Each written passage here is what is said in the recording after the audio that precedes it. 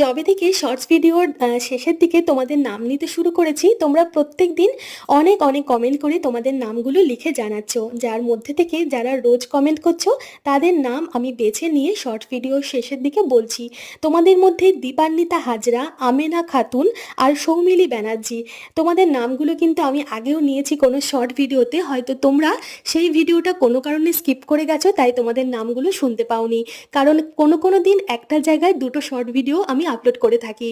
আজকে যদি তোমরা এই ভিডিওটা দেখে থাকো তাহলে প্লিজ তোমরা কিন্তু কমেন্টের মাধ্যমে জানিও দীপান্বিতা হাজরা, আমেনা খাতুন আর সৌমিলি ব্যানার্জি, অনেক ভালোবাসা রইল তোমাদের জন্য। আবারও আজকে লাঞ্চের থালিতে যে পটল চিংড়িটা বাড়লাম সেটা কিন্তু চিরাচরিত পটল চিংড়ির রেসিপি থেকে একটু আলাদা করে আমি তৈরি করেছি, যেটা খেতে কিন্তু বেশ হয়েছিল। যার রেসিপি অনেকেই দেখেছেন, যারা দেখেননি এই ভিডিওর নিচের লিঙ্কে আমি রেসিপিটা দিয়ে দিচ্ছি, চাইলে দেখে নিতে পারেন। সবাই ভালো থাকবেন, ধন্যবাদ।